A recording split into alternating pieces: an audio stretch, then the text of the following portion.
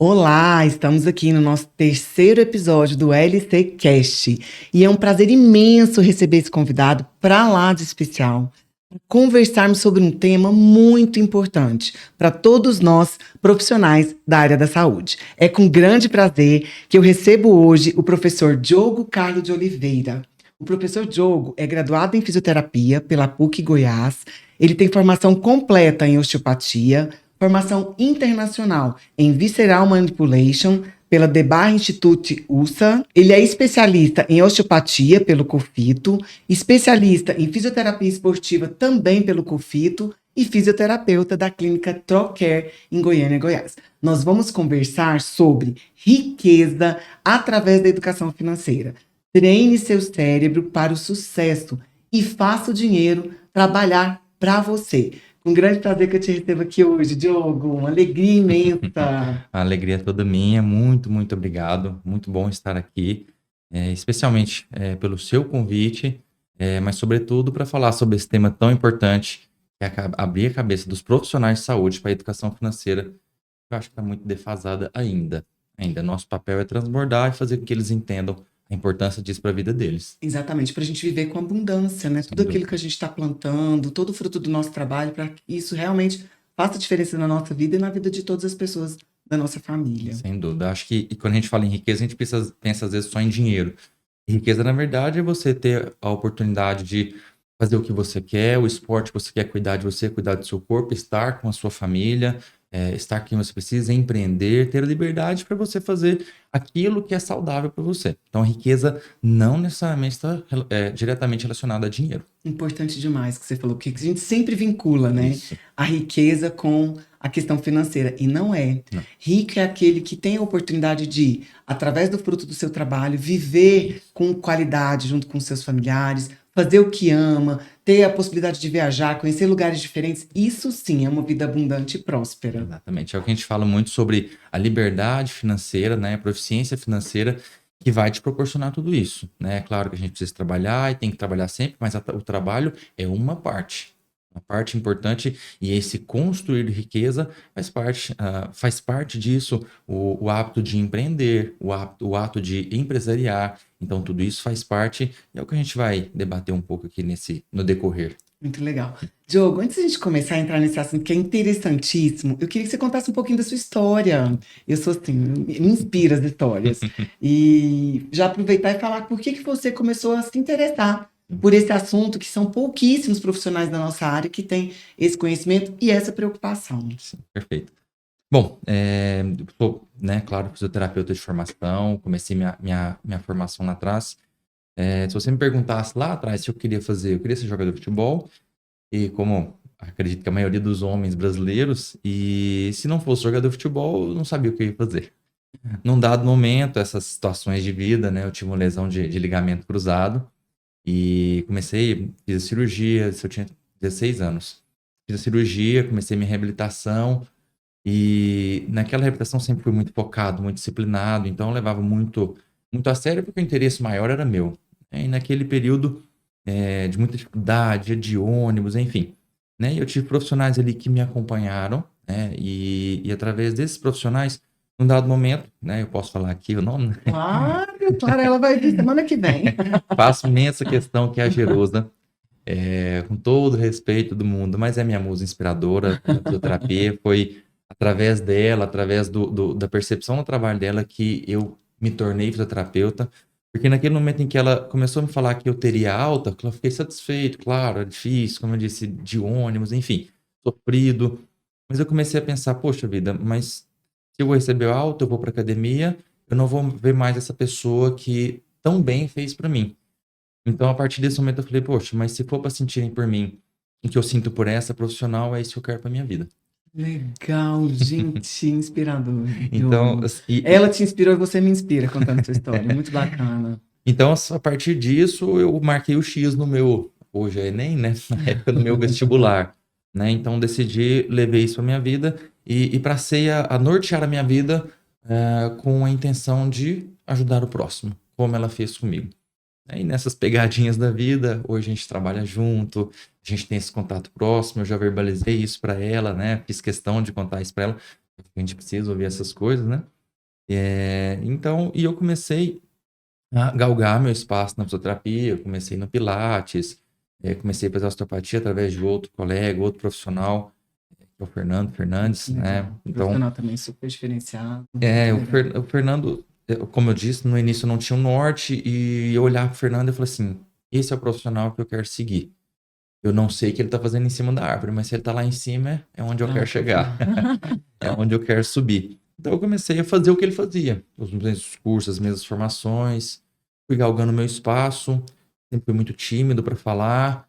E a maneira como eu entendi que eu precisava vencer minha timidez era enfrentando aquilo, né? E eu comecei a desbravar, comecei a dar um curso, uma aula, uma palestra. E hoje eu sou apaixonado, pela docência, sou Dá um show, deslumbrado. viu, gente? Lá na Faculdade CEAF, ele hoje está como docente referência da nossa pós em fisioterapia traumato-ortopédica e desportiva, e simplesmente são módulos maravilhosos. Para mim é uma honra, né? Hoje eu consigo, através do meu trabalho, viajar, conhecer outros estados, conhecer novas pessoas, novas experiências. Então, isso não tem preço, né? Mas tem um valor muito alto. Não tem preço, mas tem um valor muito alto, né? E num dado momento eu comecei a perceber, né? Eu me casei, há 9 meses eu tive minha pequena Ana Linda sua Beatriz. princesa, Ana Beatriz. E eu comecei a perceber exatamente isso, que eu comecei a ficar muito rico. E como a gente já conversou, riqueza não é dinheiro necessariamente. Eu comecei a perceber que eu deveria fazer mais pela minha esposa, fazer mais pela minha filha. E eu comecei a entender que simplesmente o prover, não necessariamente com dinheiro, mas o prover é estar presente, é estar com elas. Então eu comecei a me atentar e falei, poxa vida, eu estou trabalhando, graças a Deus sou reconhecido, tenho reconhecimento profissional e financeiro, mas, como profissional autônomo, eu acabo me pegando no sentido de que quanto mais eu produzir, quanto mais eu trabalhar, mais eu recebo. Mas eu me afasto da minha família. Então eu comecei a perceber através de um colega, de um amigo, na verdade meu compadre, que é o Josafá, que é um professor de educação física, que também é uma área distinta, mas se começou a se atentar a isso, começou a abrir minha cabeça para isso. Falou assim, olha, a gente precisa trabalhar, mas acima de tudo, a gente precisa fazer o dinheiro trabalhar para nós. Fazer o dinheiro se converter em dinheiro, um novo dinheiro para nós. Então foi a partir daí que eu comecei a estudar mercado financeiro de capitais, mercado imobiliário, empreendedorismo em outras situações, sociedade, enfim. Eu comecei a procurar outras formas para falar assim, eu preciso trabalhar menos, mas fazer com que o dinheiro trabalhe para mim e, consequentemente, aumentar os meus rendimentos a partir disso. E é um caminho sem volta. É um caminho Maravilhoso. sem volta porque você começa a entender que é aquilo realmente, né? Então, convido a todos vocês para entrarem nesse meio. A gente precisa disso porque trabalho é muito bom, é muito importante, mas família, essa é a maior riqueza. É quando a Nossa, gente é fica milionário. importante demais. Maravilhoso, maravilhoso. Eu tô uma podcaster, né? Sou Uhum. consumidora de podcast. Ontem eu assisti um podcast, até tava comentando com o pessoal aqui, os nossos parceiros, ele comentando que um amigo falou assim: Nossa, vem aqui, eu quero te apresentar um milionário, ele é milionário, fez uma grande fortuna e tal. Ele falou assim: Peraí, deixa eu te perguntar. Ele malha? Ele tem tempo para cuidar da alimentação dele? Ele fica com o filho dele, leva o filho dele na escola? Isso sim. Se ele não tiver isso, não, eu não quero conhecê-lo, porque só ter prosperidade financeira é uma parte da nossa vida. Então, eu achei tão incrível. E a gente tem que trazer isso para a vida. Eu acho que esse podcast é para estimular todos os profissionais da área da saúde, especialmente o fisioterapeuta, a ter essa preocupação de cuidar do futuro e principalmente fazer o dinheiro trabalhar para ele. Exatamente. Exatamente. E você perceber que ser fisioterapeuta, ser um profissional da saúde, é importante você estudar e se engajar naquilo que você faz. Mas nós tornamos cada vez mais especialistas. Mas hoje o mundo está para os globalistas. As pessoas que olham tudo de uma forma sistêmica. Eu não vou estudar só fisioterapia. Eu, particularmente, estou há Maravilhoso. 2 anos estudando essa parte de educação financeira, empreendedorismo, finanças, enfim, investimento. Então, eu comecei a perceber que eu me colocando em outros ambientes, me conectando com novas pessoas, o famoso networking, isso que nos abre porta, isso que nos traz riqueza. E, de novo, não é a riqueza só financeira. Você abrir sua mente, a neuroplasticidade através de novas informações, e isso para mim é fundamental. Você mantém a Maravilhoso. cabeça ativa. E é tão incrível você estar falando nisso, aí me veio assim uma curiosidade. Por que será que a gente tem tanta dificuldade, né, de falar sobre dinheiro também? Porque as pessoas têm uma série de crenças sobre dinheiro. Na sua opinião, por que isso acontece, Diogo? Na verdade, Lorena, o que eu passei a perceber é que as pessoas levam muito em conta, por exemplo, um aspecto religioso, né? Eu sou religioso, sou católico, sigo a religião católica, mas quando a gente começa a entender, as pessoas acham que o dinheiro é sujo. Nossa, se você ficar rico, se você ficar... É aquela frase, é mais fácil um camelo passar por buraco da agulha do que um rico entrar no reino do céu. Mas não necessariamente a própria Bíblia fala isso o tempo todo, né? Você ter a condição de ter uma capacidade financeira melhor, você vai conseguir ajudar a vida de outras pessoas, Exatamente. financeiramente que seja, financeiramente simples assim. Então as pessoas trazem uma série de bloqueios nesse aspecto religioso. Muitas vezes os pais falam assim, ó, dinheiro é sujo, dinheiro não traz felicidade. Não, não traz. Até tem um detalhe que eu sempre escutava lá em casa. Pegou em dinheiro, lava as mãos. Exatamente. Já traz uma crença bem negativa, né? Exatamente. Então eu passei a perceber que o dinheiro não é sujo. Na verdade, você trabalhar por dinheiro, você tem que ser ambicioso, não ganancioso. São diferentes, são coisas diferentes. Mas a gente traz essa crença dos nossos pais, dos nossos avós, crenças limitantes de que, se o meu pai não conseguiu empreender, eu também não vou conseguir. Se o meu pai não conseguiu, não teve uma situação financeira boa, eu também não vou conseguir. Quando é muito diferente. Nós, filhos, nós viemos para causar essa disrupção. Nós viemos para evoluir nossos pais. Então, eu associo muito a esse aspecto religioso, aspectos de crença, em relação àquela autoimagem que foi construída anteriormente. Bom, se o meu pai não conseguiu, eu também não vou conseguir. Quando, na verdade, é o contrário. Se meu pai não... Agora eu tenho que evoluir o meu pai. Então, essas crenças nos limitam muito. E eu acredito que seja o fator primordial em relação a essa dificuldade que o brasileiro tem de não conversar sobre dinheiro, né? Falar, religião, política e matrimônio, a gente não mete a colher. Não, a gente tem que conversar. Sim. A gente tem que conviver com pessoas que falam sobre dinheiro. Superar essas crenças limitantes, né? Isso é importante demais. Exatamente. A gente tem que conversar sobre dinheiro, falar sobre tal, porque ele é uma parte importante da vida. Não é o principal, mas é a parte importante da vida. Então, pensando nessas crenças limitantes, qual que é a importância da gente começar, como você falou, falar sobre isso e principalmente ter atitudes em relação à nossa vida financeira? Bom, o primeiro ponto é, como tudo na vida, estudar. Sentar e começar a estudar, começar a entender como que o mercado funciona, como que eu posso fazer mais dinheiro. Tem uma diferença, né? Preciso ganhar dinheiro. Não, quem ganha dinheiro é filho, é criança e mendigo. Nós fazemos dinheiro. Nós precisamos entender. Começar a mudar a forma de falar. Eu vou ali fazer dinheiro. Exatamente, eu vou fazer dinheiro. E como que eu posso ter dinheiro? Naturalmente, através do meu trabalho, mas como que eu posso ter dinheiro de outras formas, né? O mercado financeiro de capitais, ele está aí. Bolsa de valores, empreendimentos em renda fixa, em fundos de investimento que não necessariamente estão alocados na Bolsa de Valores, mas são rendimentos que nos trazem muito mais fluidez, muito mais liquidez, muito maiores rendimentos do que a velha e tradicional poupança. Meu pai investe em poupança. Papai, não faz sentido você investir em poupança. Né? Você está perdendo, você está deixando de ganhar dinheiro, você está perdendo dinheiro, porque a inflação está comendo ele todos os meses.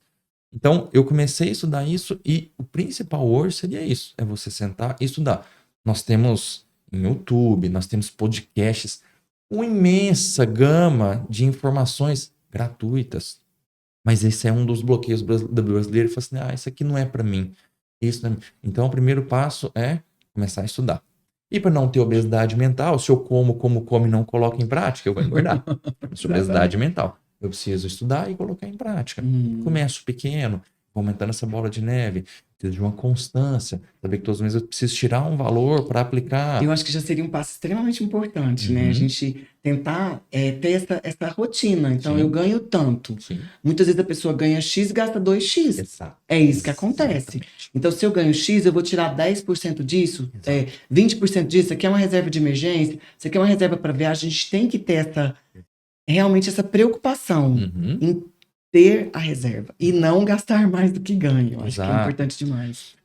O brasileiro hoje, essa questão da educação financeira, que é uma coisa que, graças a Deus, ainda bem que isso agora está sendo implementado nas escolas.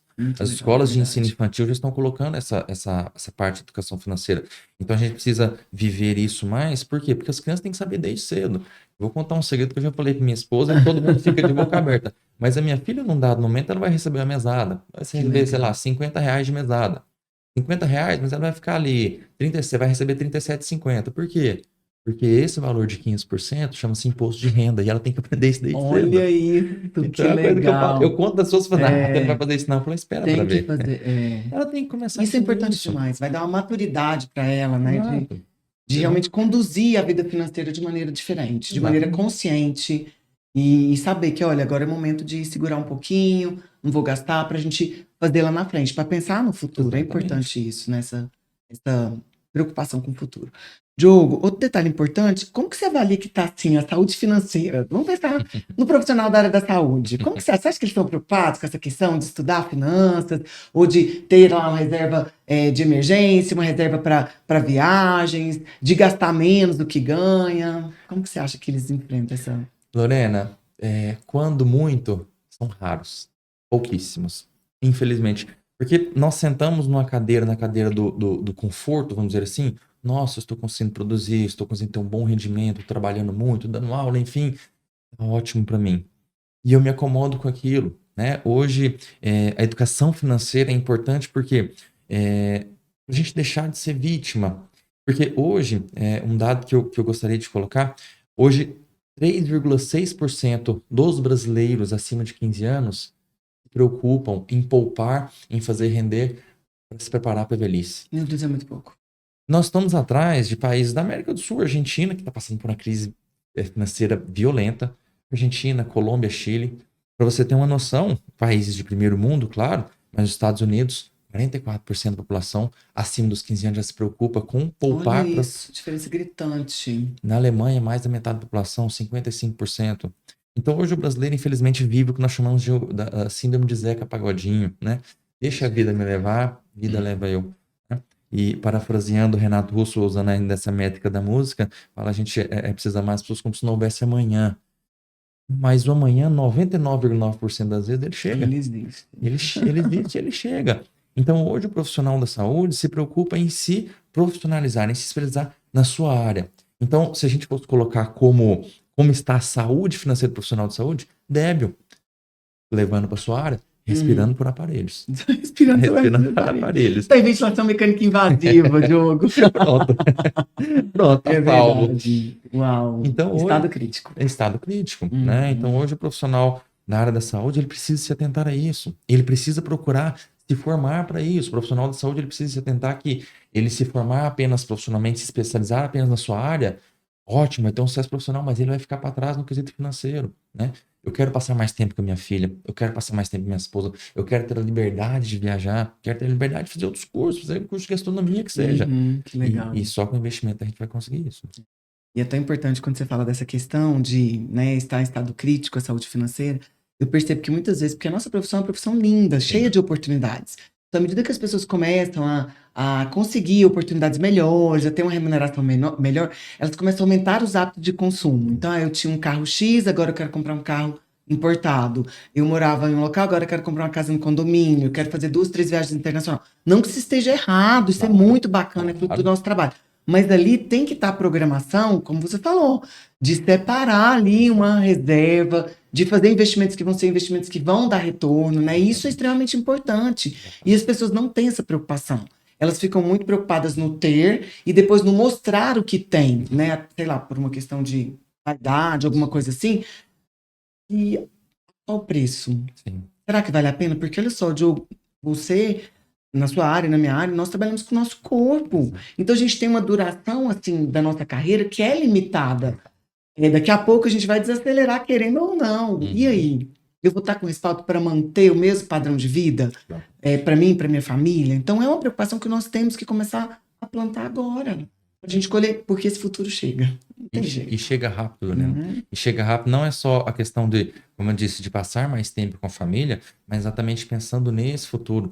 Né? A gente conversava há pouco, o brasileiro realmente ele ganha 1.000, ele quer gastar 1.200, ele quer gastar 1.500.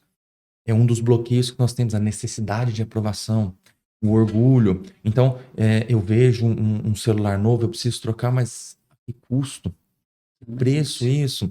Né? E como você disse, de fato, estou melhorando minha remuneração, estou melhorando meus rendimentos, e naturalmente eu quero evoluir. Mas é uma das avaliações que nós temos na psicologia financeira, de todos, não apenas do brasileiro, mas você viver abaixo do seu padrão, do padrão que você recebe em relação a rendimentos, né? Eu ganho 1.000, eu vou viver com 700, vou viver com 800. Tem um livro muito bacana, muito simples, de fácil leitura, você lê em 2 dias, se você quiser. É Um Homem Mais Rico da Babilônia, que ele fala exatamente isso, que você precisa Bacana. tirar 10%. Ele fala só isso, mas hoje a gente trabalha com valores maiores do que esse. Uhum. Você precisa tirar 10% do seu rendimento para voltar para investir, né? Então, é um livro muito rápido, muito bacana, que fala exatamente sobre isso. Então, hoje, nós vivemos isso, padrões de consumo, nós somos hiperestimulados a comprar Muito. compras, compras, compras, Sem compras. precisão, né? Incrível isso, né? Então é um estímulo que.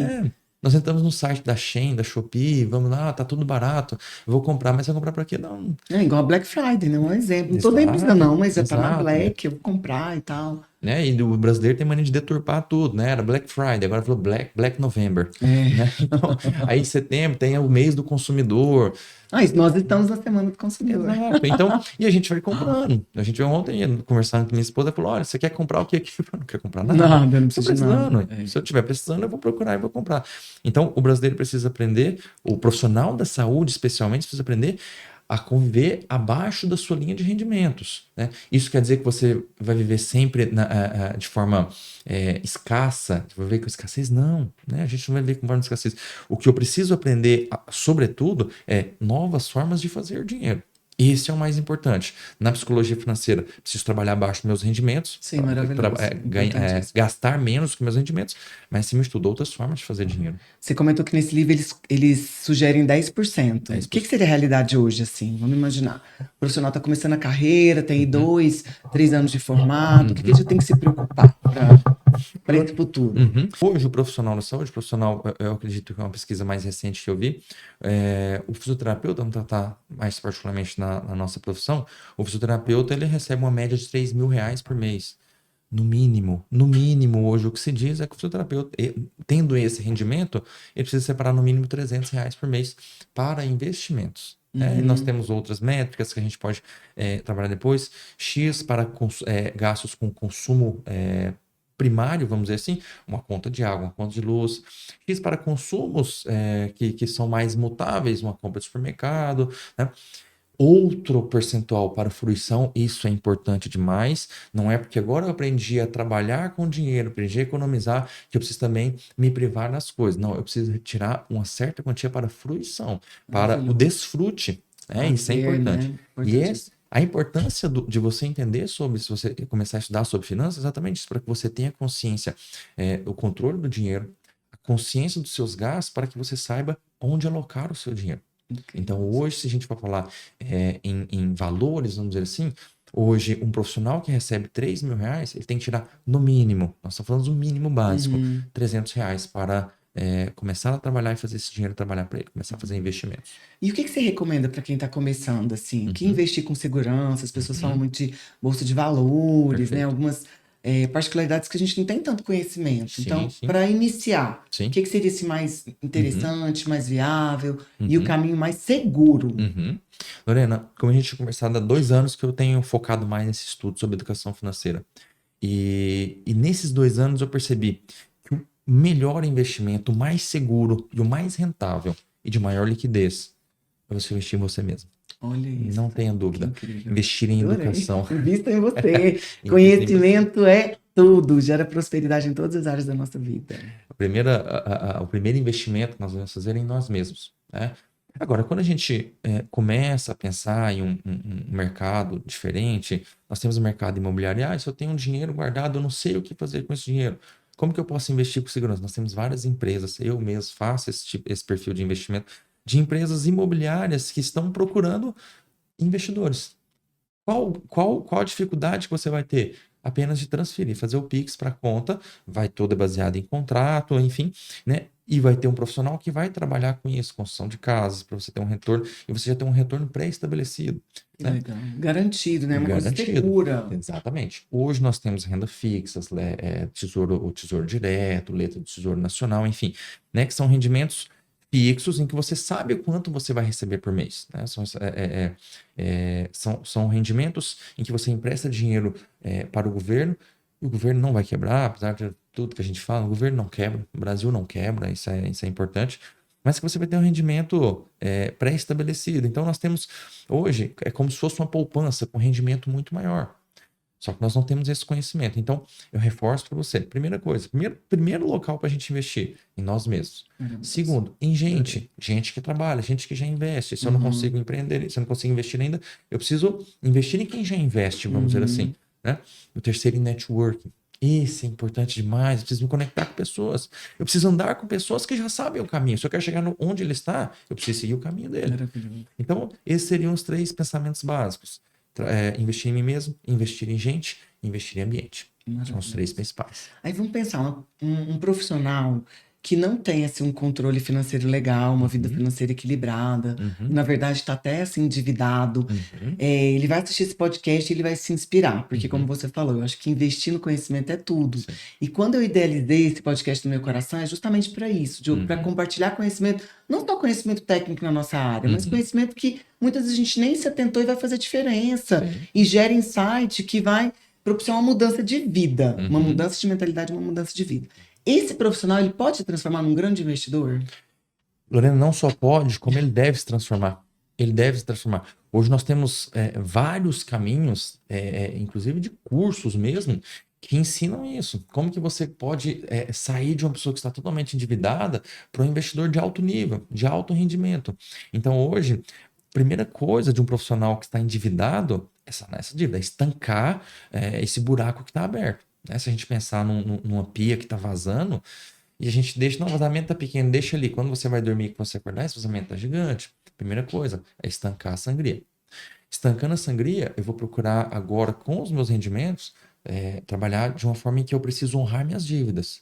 E é importante assim, mas eu não tenho dívidas. Ótimo, isso é muito importante. Se eu tenho Melhor ainda, né? se eu tenho dívidas, honre-as. Você fez a dívida, você Primeiro é capaz de pagar. passo, Esse é o primeiro exatamente. passo. É o nosso legado, né? O nosso Exatamente. nome é o nosso legado, meu Deus. E vai soar muito dicotômico agora. Mas se eu não tenho dívida, você tem, faça uma. Você precisa fazer uma dívida. Porque você precisa sair da zona de conforto. Você precisa entender que nós temos custos e nós temos investimentos. Então, investir, gastar dinheiro com educação, isso não é gastar dinheiro. Exatamente. Isso é investir. Então, hoje, a pessoa que está endividada, o primeiro passo para ela estancar a sangria. Segundo, honrar suas dívidas. Terceiro, começar a procurar uma nova fonte de renda para que eu tenha maiores rendimentos. Eu não posso ver naquela vida escassa de começar a privar de tudo. Porque dali a pouco eu não saio para jantar com a minha esposa. Por quê? Porque eu vou economizar R$200. Não posso fazer isso. Procurar novas fontes de renda e a partir disso, sim, aí começar a fazer a bola de neve girar. Investimentos aqui, preciso abrir o meu leque de investimentos, não só em bolsa de valores, não só no mercado imobiliário, não só empreendendo, não só contratando uma empresa, enfim. Mas eu preciso fazer e entender acima de tudo onde eu estou alocando o meu dinheiro. Tá? Então, sim, é totalmente pertinente, totalmente não fácil, mas é totalmente possível que um profissional saia do zero ou do menos, vamos dizer assim,